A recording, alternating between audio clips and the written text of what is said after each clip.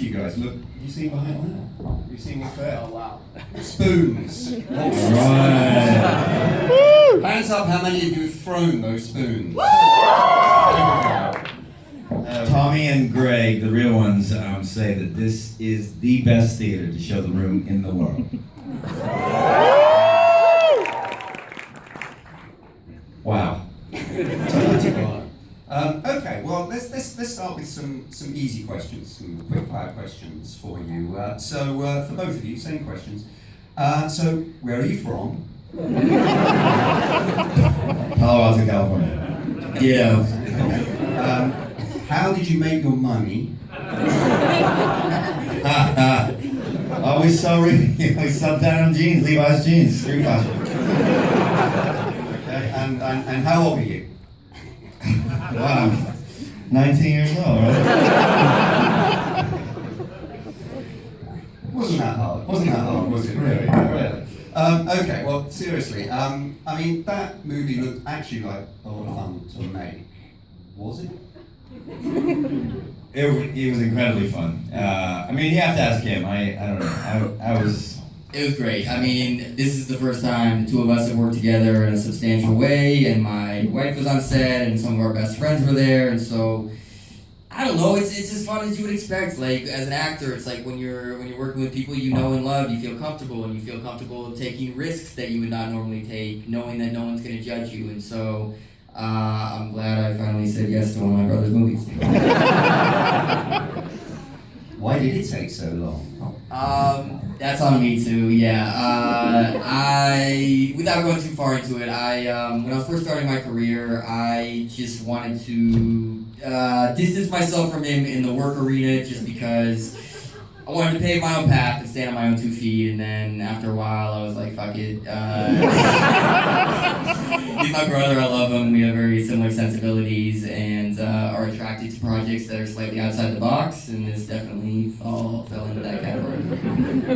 Is there another Franco in the movie as well? Your brother Tom too? Yeah, you have to be a big Franco fan to notice him, but it's very rare to Waldo. But You actually look a lot like Tom Franco. Yeah. Oh, yeah. We can adopt you as a parent. I'm flattered. Okay, so tell me about when you both first discovered The Room then. Start James, you first. When did you discover it and what was it? Yeah, I mean, unlike a lot of the people here, I'm sure, I didn't see the movie for, a long time. I came to it through the book, strangely. There was a billboard in Los Angeles that's basically the photo of Tommy out in front of the theater with the lazy eye like glaring at you, and it said The Room, and there was a phone number, and it was up there for 5 years. So in addition to the $6 million he spent on the film, I guess he spent a few other, more $300,000 more dollars, just to keep that thing up. And it just sort of sat on the edge of my consciousness. You just kind of thought it was an LA thing. There was this woman that drove around in a pink Corvette. It was actually in our movie, Angeline, who had billboards and with a phone number. And maybe I tried to remember what I thought, and I thought, maybe you call that number and you can get this vampire in your movie or something, or it was a cult, or I don't know. And it's sort of the impression that most people had, because I described it to Gary Oldman 2 weeks ago, and I started and there's this guy, and he's glaring down at you, he's got dark hair, and all of a sudden the light bulb went off in Gary Oldman's head, and he was like, oh, that bloody thing, I remember that, it was yeah, and he was like, that's your movie? Yeah, you made an entire movie about that fucking film? And it was just there, and we had people, there were people like Jonah Hill and Kristen Bell and Paul Rudd that were early Room fans that would go, and I never got in on it. And then the book came out 4 years ago, and I started reading it, and it was incredible. And before I was halfway through, I ordered the DVD, I guess, from Tommy's website, and maybe he mailed it off himself, I don't know, and watched it with friends, and I was already primed just by the book, and it was just an incredible story, and then seeing the results, it was amazing. I knew, like, wow, it'll be fun to recreate those scenes, but it wouldn't be enough without the incredible backstory and of these friends and you know and dreaming, you know, like everybody that comes to Hollywood dreams, and that universal sign of the story would make this, you know, a movie that we could really hang a story on. And so then I went to a screening in Vancouver. They do it pretty well in Vancouver. They have a lot of spoons there. And I was in. I met Greg that night and told him I wanted to do it. Right. But he texted me at one point, so we were both pretty late to the game with The Room, but he texted me one night and said, if you haven't seen this movie, watch it immediately. We need to make our own movie about it. And so at the time, I was working in Boston, and I watched The Room for the first time by myself in a hotel room, and that's not the way to watch that movie. Just because you want people to turn to it and be like, what the hell is going on? So I finished that feeling very unsettled, and I really don't know how Was to there feel. a point in the movie where you're like, you know what, I'm just gonna have to tell my brother no again? I powered through that second sex scene that like happened like 8 minutes Comfortable sex scene on the stairwell? But then soon after, I went to one of the midnight screenings and immediately understood the cult status of the movie. And since then, we've both seen the movie 25 to 30 times, which is literally more than any movie in existence. So. Wow. Okay, so James, tell me, what is the key to Tommy then becoming Tommy? What's the essence of writing? Well, let's get down to it. That's what. How do you become Tommy? The book was a great starting point. You know, nobody knows Tommy better than Greg Sestero. And in fact, in the book, they do go into Tommy's past a little bit, but Greg and Tom Bissell, the other writer, are really smart about the way they do it, and they still shroud it in mystery, and they use language like, imagine a young boy in an Eastern Bloc country, and he sees an American movie for the first time, and he starts to equate, you know, coming to America and escaping his surroundings with breaking into the movies. And in that sense, you know, that reading of the story was so powerful to me, because it's actually, you know, the story of James Dean in a way, where James Dean lost his mother at age 8 and his father sent him away to live with his aunt and uncle, and so had this huge hole in his heart and soul, and thought, if I make it into the movies, then I'll be worth something, I'll be loved. And it was sort of the same way with Tommy, you know, I kind of, that's how I understood him. There's also a part in the book where we sort of go into it a little in the sense that Tommy kind of hits a bottom here of just being completely rejected by the town. But in the book, it gets even darker that, you know, Tommy was leaving messages and might have even been suicidal, you know, right before he showed up with the script of The Room.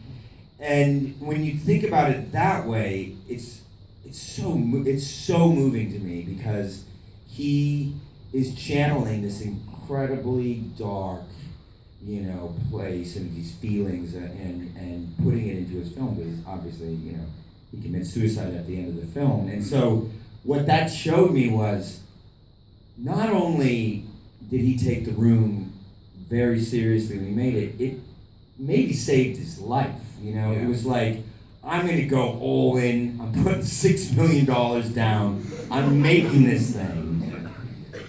And I have to say for Tommy, and I know he's a regular here, and I've really come to love the guy, I think he's done everyone a service by then, you know, rewriting history and saying that he intended it to be a comedy, because what he's allowing us to do is laugh. He's giving us permission to laugh, because it is a kind of arrogance. The Tommy that he puts on now is, you know, affably arrogant. Yeah, I intend to do it that way, and, you know, I'm still greatest director, and, you know, all this stuff. And it allows you to laugh. And what's so beautiful about Tommy is, and very smart about Tommy, is he's capitalized on this ironic success, and when he comes to screenings like this, the energy, it's not cruel laughter. People love to see Tommy, you know, and it's amazing. And so it's actually a very communal thing. And he now says himself about the room, as people that have seen it here know, the room is a safe place. You can laugh, you can cry, you can do whatever you like, express yourself, just don't hurt yourself. And that's an amazing gift that he's giving all the room fans. It's human behavior. That's it. Sorry, no. I was just gonna say, tell them about the secret tapes. Oh, well, okay, all right. So getting into Tommy. Yeah, tell me about secret tapes. Yeah, okay, so the other thing about Tommy is, you know, he's a real guy, and I played probably 8 or 9 characters based on real people, living and dead. They're always different, and sometimes you come across a living person like Tommy who has made a huge transition in his life and rewritten history. And so I thought it would be very hard to go to Tommy and ask him for the truth about who he was when he was making the room, before the room came out, before he took on, you know, the Tommy Wiseau comedic director persona. But what I had, I had something else that was like actor gold. Tommy used to record everything. You know, in the room, he suspects Lisa of cheating on him, and he's like, I will record. I will record her conversation, and he like whips out a little mini tape or recorder or something, and hooks it up to the phone. That was straight from his life. You're like, yeah, he wouldn't have a mini tape in his pocket or whatever. Actually, Tommy would, because he recorded every single conversation, and in addition to that, he would drive around in his car in Los Angeles and talk to himself on this mini recorder. And had hundreds of these tapes, and we're talking 20 years ago, 5 or 6 years before The Room. And his good friend Greg stole some of those tapes 20 years ago. As good friends do. And digitized them. And so when I was getting ready to play Tommy, he gave them to me, and they were incredible. I have them on my phone. But I mean, I won't play like the very personal stuff. But it was like, and he knows I have them. He calls them secret tapes. James always, you know. Everybody asking me about secret tape. And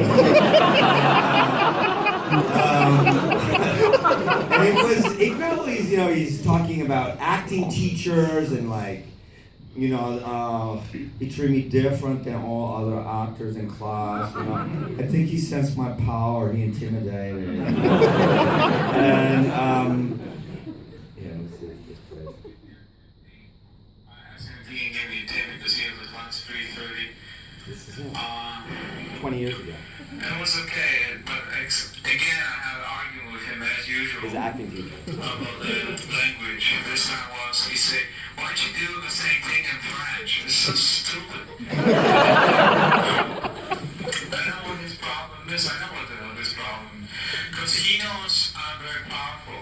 And you can feel this power. Okay? And if you feel the power, you can be afraid. That's what I feel personal. That he's probably afraid, and that's why he thinking, okay, let's see what I'm gonna say now, and also he creates some kind of rules that you cannot do a certain thing or begin it. I don't know exactly what he was. I didn't check yet.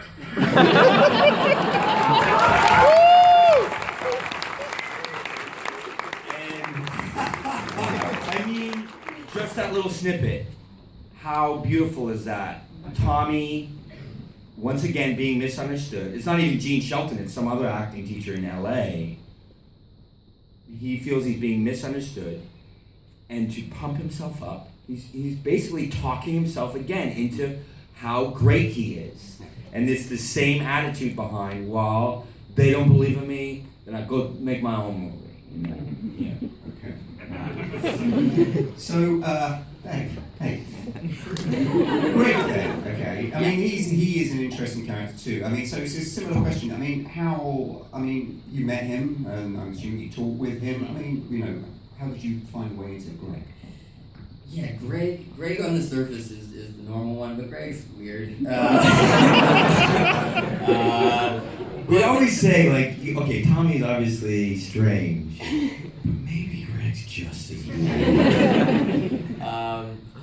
So for me, I guess the hardest part was the fact that Greg is making really poor decisions throughout our entire movie, and it was my job to try to justify all those decisions and make the audience understand why he's staying on this journey with this madman. And with Greg, so I sat down with him a few times before we started filming, and I asked him about everything, but specifically wanted to know, why he stuck it out with Tommy, why he was drawn to him in the first place. And he talked a lot about how when you are a young actor, especially, in his case and for a lot of actors, everyone in his life was telling him that he couldn't do it, that it was not a possibility. And then he met Tommy, and as weird as he was, like, Tommy encouraged him, and he was his ally, and that's invaluable as a young actor. And so I definitely had that in the back of my mind. And then on top of that, I really was curious if during production of The Room he ever thought that it could be a good movie.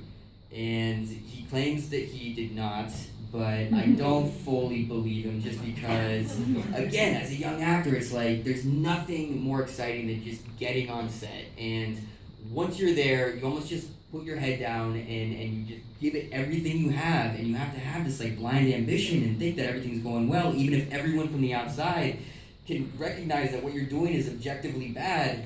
But like, I've been in these scenarios where in my career I've been on set and I thought everything was going great, and people on set were talking about awards for the movie, and I bought into the hype, and the movie came out, and not only was it not good, it was a full-on piece of shit. And so it's just one of those things where, and I'll feel this for the rest of my career, it's like you're on set and you have these moments where, again, you're giving it everything you have, and you still question, you're like, is what I'm doing actually good, or is this a total mess? And it's just, I can really relate to him in that way.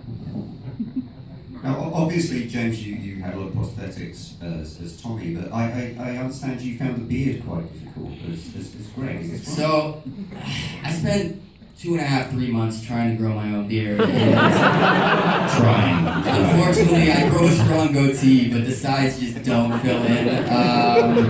And I just would not recommend anyone to ever wear a fake beard ever, just because it's literally gluing fucking fur onto your face.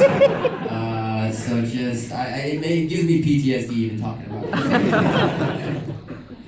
And how were the prosthetics then? Were they better than the beard? It is. I'll take prosthetics over hair glued to your face any day.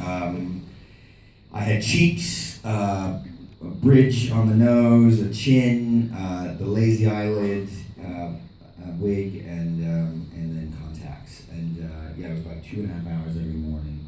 And I was the director, so I had to get there before everybody, 2.5 hours before everyone, because we couldn't set up, get it all, going and then go into makeup, because, they'd be waiting around 2 hours. And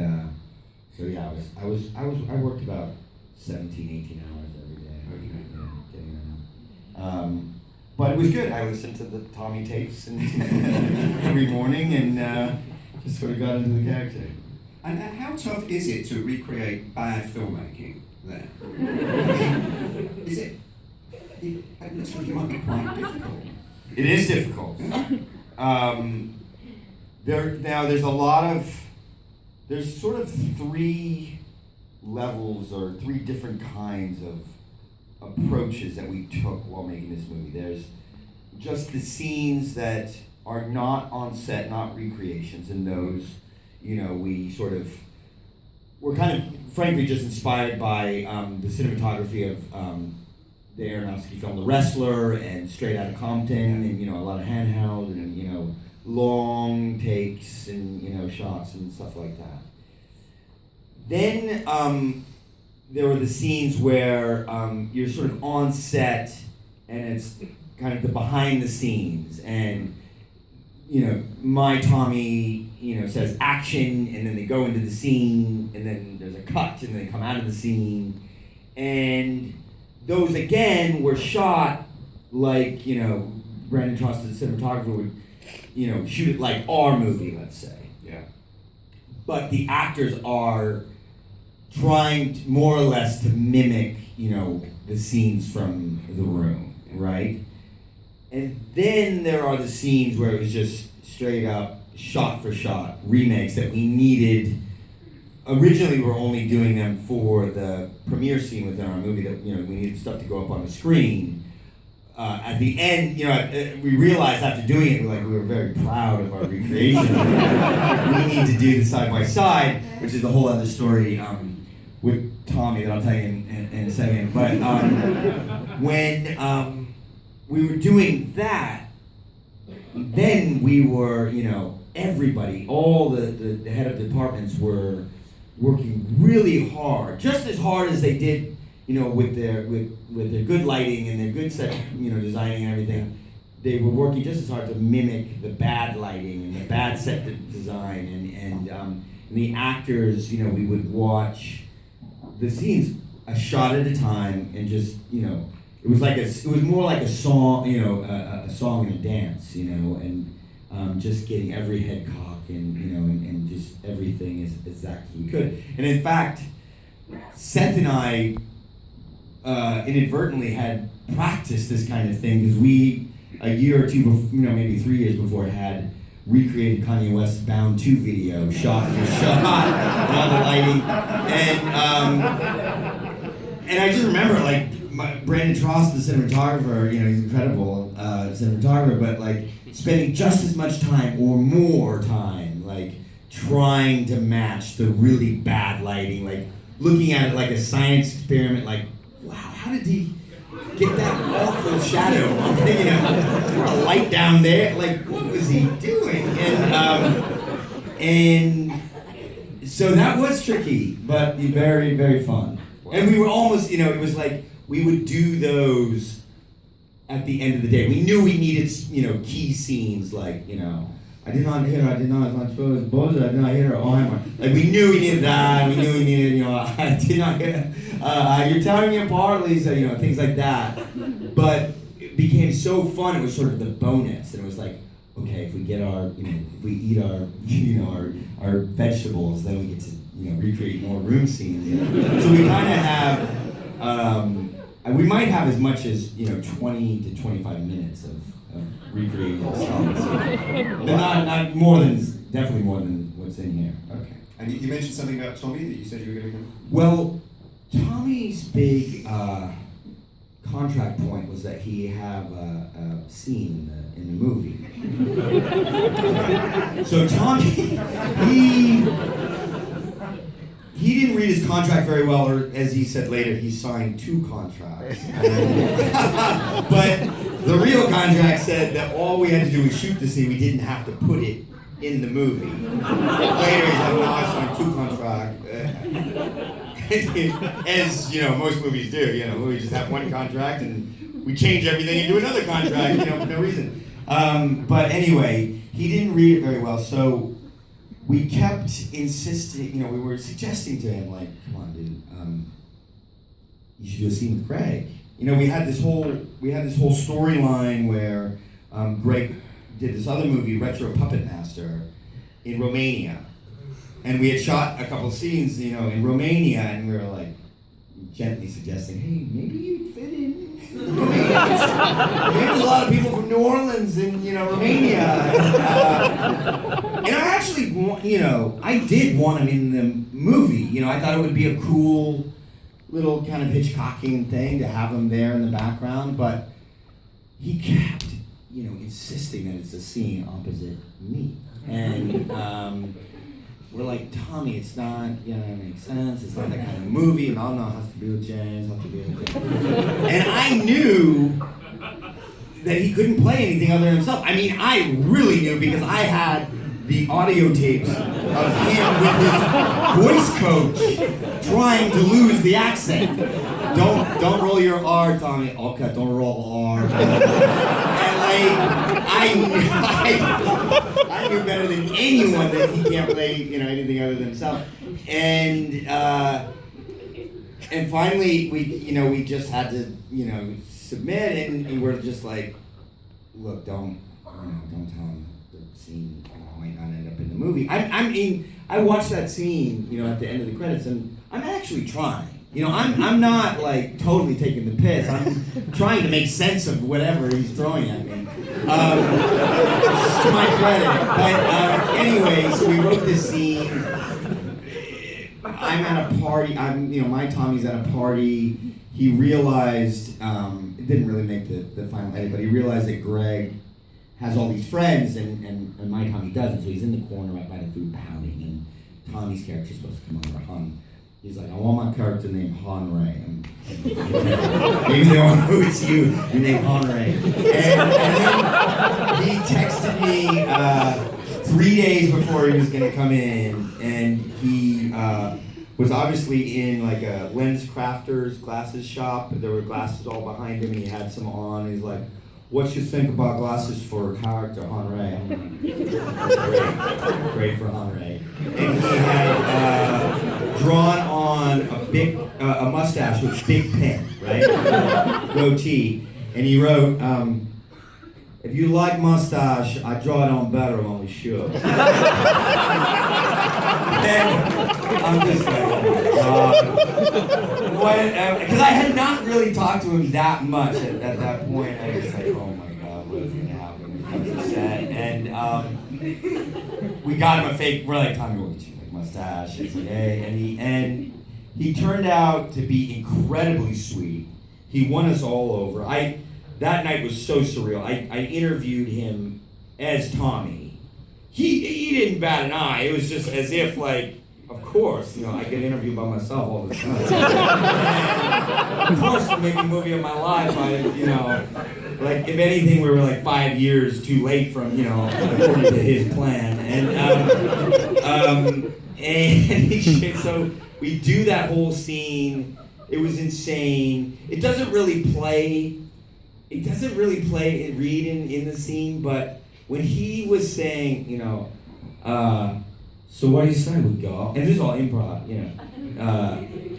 What do you say we go? I'm like, go where? He's like, back to my place. He was hitting on me, like I could see Seth Rogen and everybody at Video Village, like, he not only was hitting on me, he was hitting on himself. He's calling me Tommy. He's like, oh, what's your name, Tommy? And it was like the ultimate, like, oh, I'll pick myself up. I'll take myself home. And it was so bizarre, and we put it in the first assemblage of the cut, and I think only my editor and I saw it, and we're like, how insane, okay, get that out of there. And, but then we had recreated those scenes so well that we wanted the side-by-side, but we hadn't negotiated for his room footage, because we didn't know we were going to do that. And so in the middle of the renegotiation, he asked someone, like, how am I seeing? And they're like, it ain't in there. And he was like, why, you want my footage? You'll have to put it. And at first we were like, no, we thought we were going to get away, like he wasn't going to touch our movie. And he got in there. But like, I'm so glad that he pushed us to do it, because we figured out we could just do like a Marvel it would be perfect for audiences like this. And, so it all worked out. Fantastic. Right, we've got time for some questions from the audience, have we? I'm sure you got some. So, right, I'm going to pick sort of two at a time, and then we'll take it in turns. So, this hand over here went up first, that one there, and then over this side. I can't see you very well, but I can see a big kind of sleeve, white sleeve sticking out over there. There we are. Okay, so over here first, please. Hi guys, really enjoyed the film. Thanks a lot. Over here. Stand up. Whatever. So I saw you included all the guys from the podcast How Did This Get Made in the film. Yeah. How quickly did they accept the offer to join you guys?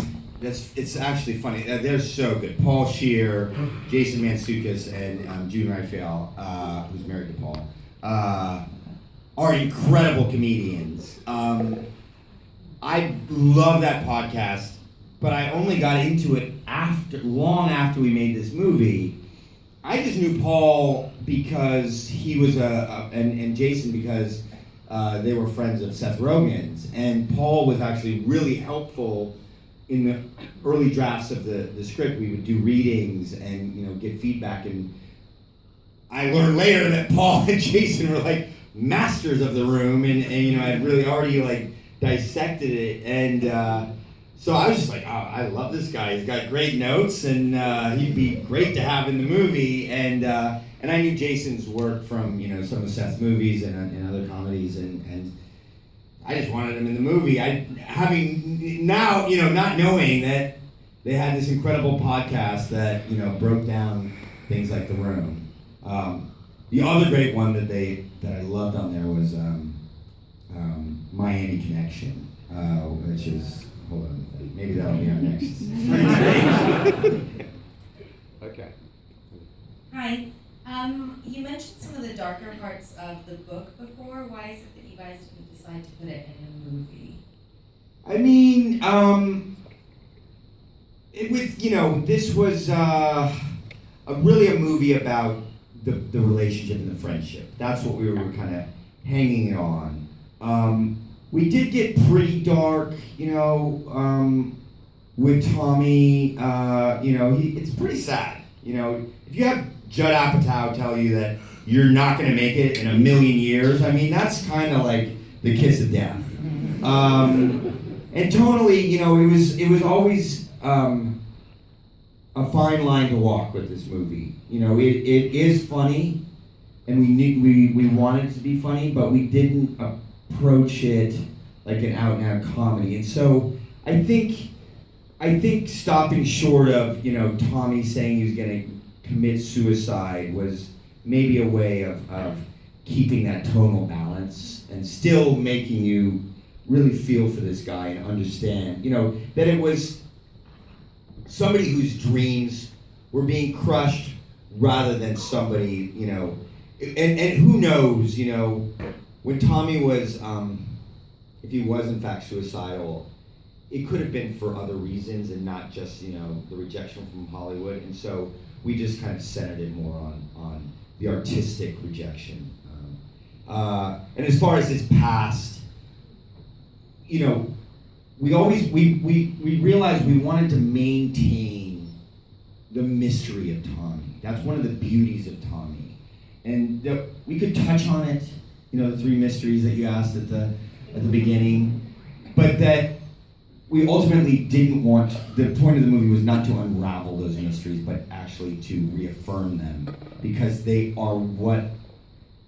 a huge part of Tommy's persona. What we did want to reveal that you don't necessarily get when Tommy comes and does these Q&As is the emotional, inner life, and how much, that he's basically, I said, I wrote a review of the